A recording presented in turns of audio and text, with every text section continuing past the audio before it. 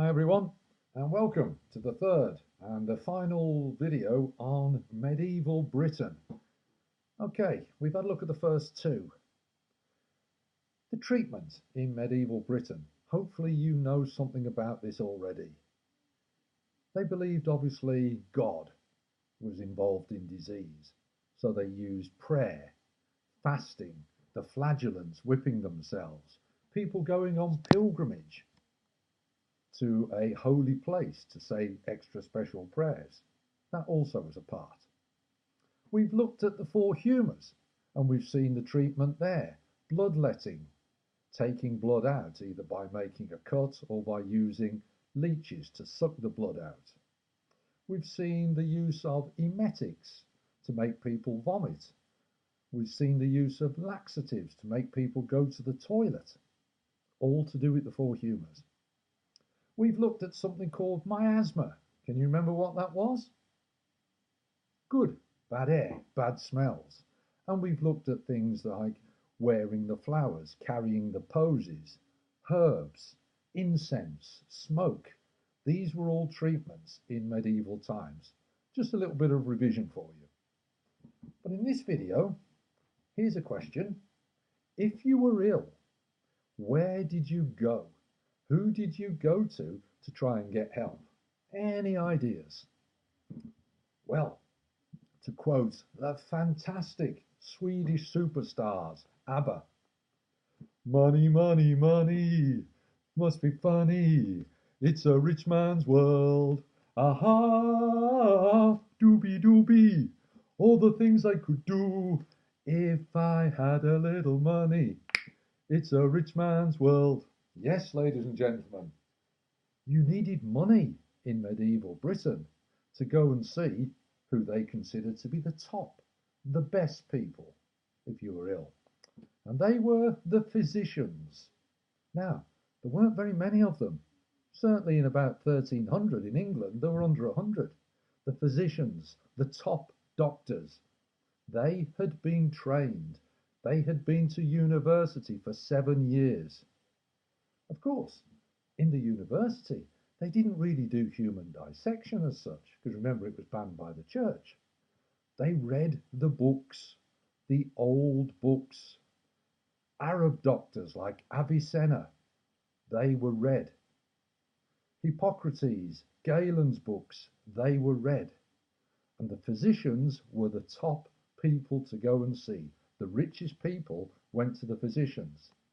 But remember, the richest people went to the physicians, but the physicians did not know about germs, so they would still struggle. That's number one, the physicians. Here's a word for you, apothecaries. Do you know what they were? Well, they were, if you like, almost like an assistant to the physician. They would mix the medicine, mix the ointments together, mix the herbs, and they made medicines, potions. Now, they didn't have any training. They learned from other apothecaries, almost like doing an apprenticeship. And if you were not as rich, you would go to the apothecary. They were mainly men. If you weren't as rich again, step down. This time, you might go to the local wise woman. Now, sometimes the wise woman would be the rich landowner's wife, and she would be looking after the people who lived on her land. Also, the wise women looked after the pregnant women. They were almost like midwives. They had some knowledge of herbs, mixing the herbs and plants. Now, sometimes the herbs did a good job. For example, they had a mixture which was used for styes in the eye, and they've been looked at today and tested, and they actually possibly would have worked. They sometimes use honey on cuts, and we found out today that honey does act as an antiseptic and could clean it. Okay, so sometimes these wise women, using word of mouth passed down by generation based on trial and error, some of these would work, others no. Here's a couple of examples. Oh, I've got a terrible toothache. What do? Go to the dentist. What would they do? Bizarrely, get the beak of a magpie and tie it round your neck. for a toothache. What's going on there? Here's another one, a throat abscess. Imagine having something in your throat, sort of growing, abscess, very sore and painful. I know what we need to do. Get a hedgehog, get a bear, kill a cat, mix it all together, get the sort of roasted liquid from this and take that. Is that going to work? I don't think so. So, the wise women, physicians, apothecaries, wise women. And then, below them, unbelievably, surgeons. Think of a surgeon today. He or she would be very, very highly regarded. Back in medieval Britain, the surgeon was the lowest of the low, a very low status profession. Not many people respected them. Why not? Any ideas? Well, for a start off, the surgeons, or to give them their proper name, barber surgeons, yes, they used to cut hair. Come in, sir. Yes, I'll give you a haircut. Oh, look, you've got a lump there, sir. Do you want me to take it off? Oh, you've got a boil, sir. You've got a tumour, sir. You've got something wrong with your eye. Let me do it, sir. The surgeons were barbers. Now, they could only really do surgery that was either on the surface of the skin or very near to it. They could not do deep internal surgery. Why not? Of course, they couldn't do anything for pain, they couldn't stop the bleeding, and they didn't know about germs, so they got no idea of infection. Pain, blood loss, infection, three of the huge problems in surgery, which meant that many people would not want surgery in the Middle Ages because they would die. So the surgeons were very low. Now, if we're ill today, where do we go? To the doctors, and he or she might send us to a hospital for more serious treatment. In the Middle Ages, we did have hospitals, but you need to be careful, ladies and gentlemen. They weren't like our hospitals today. For a start off, there was nowhere near as many. Secondly, they were far smaller.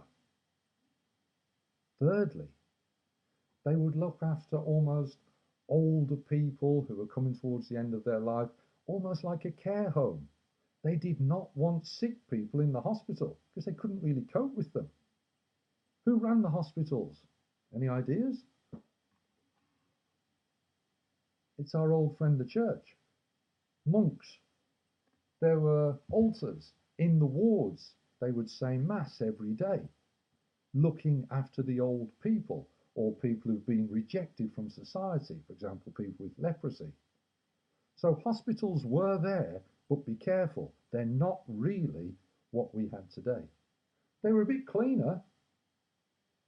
They were quite hygienic. Any ideas why? Because the monks had the old books from Rome. Roman public health was very, very good. Running water, baths, sewers, etc., toilets. So the monasteries were quite clean.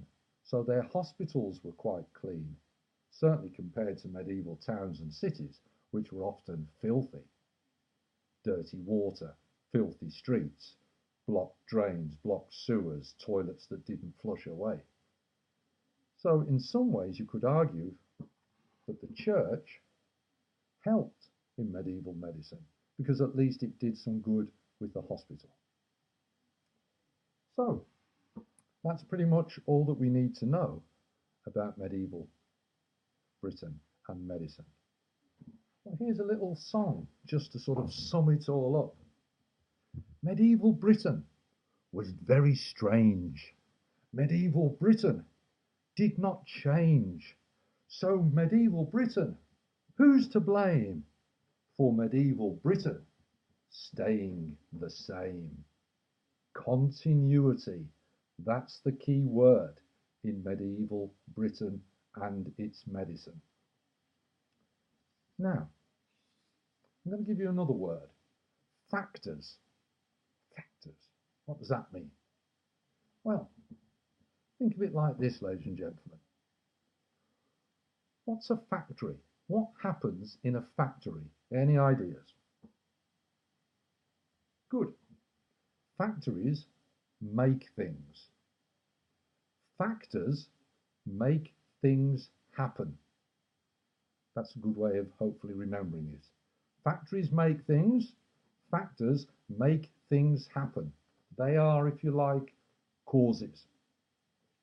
Now, what were the key causes of continuity in medieval Britain? What was it, or what were the factors, because there's more than one, what were the things that stopped change? Well, the first one, aha, time for my crown, time for my sword. I'm the King of England. Now, what's my main job? That's correct. I have to maintain the peace. I have to protect my people in my kingdom. I have to fight and win wars if attacked. I have to maybe go and take land to make my country even stronger. I have to defend my country if we're attacked. I have to keep law and order.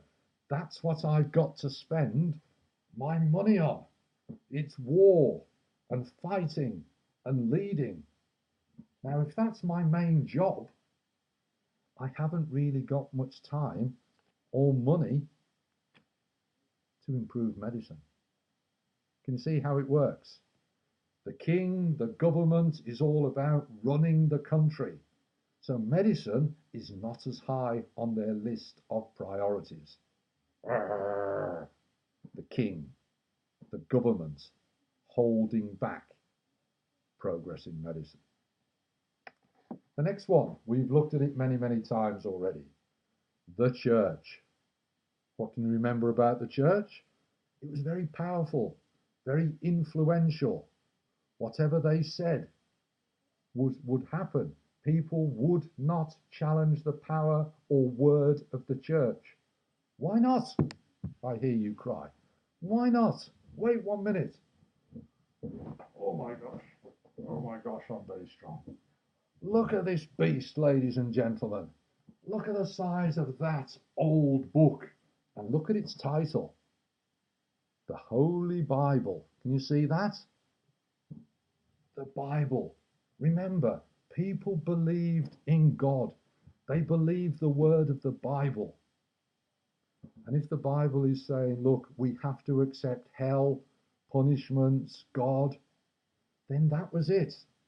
The church said, there's no need for research or knowledge or trying to understand things better. We have the answer here.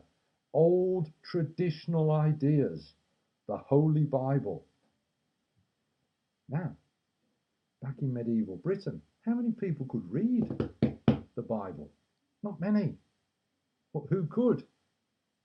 The church people, some of the priests, more of the monks. Who could write? The church.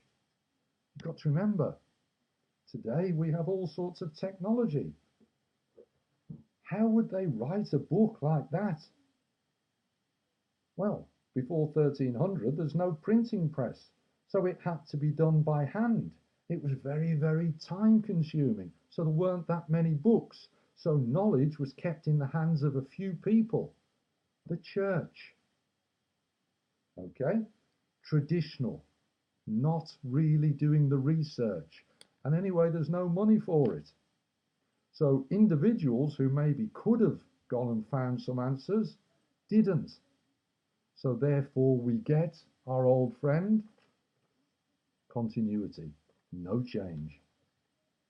Now, there's no microscopes, technology. So they cannot see the germs. They see what's happening around them, people getting ill, people dying.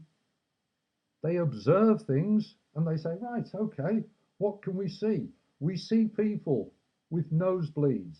We see people vomiting. We see people having to go to the toilet. Therefore, that's why they are ill. The four humours. It made perfect sense to them because they didn't have the real causes. So they saw that and said, right, the four humours is right, we will follow it. And if you remember, Galen had written in his books about a supreme being. So the church said, fantastic, he means God. Galen's on our side, we will support him. Now, what do we see? Government, king, finance, church, religion, technology. They are the factors. They are the reasons why we have continuity. Could you link them together? Could you say which one you think is the most important factor? Here's a question. There was no real change in medicine in medieval Britain. Why not? Or the main reason why there was no change in medieval medicine was the power of the church. How far do you agree with this? So then you'd have to write about the church and all of the other factors as well. So that's medieval medicine done. The key word. But ladies and gentlemen, something happened after medieval times which changed this. All of a sudden, this was blown out of the water. Continuity stopped. And the key word became change. Changes. What was this? What was the next thing that led to all the changes? I'm going to tell you in the next video. So, hope it's been useful. All the best now. Speak to you soon.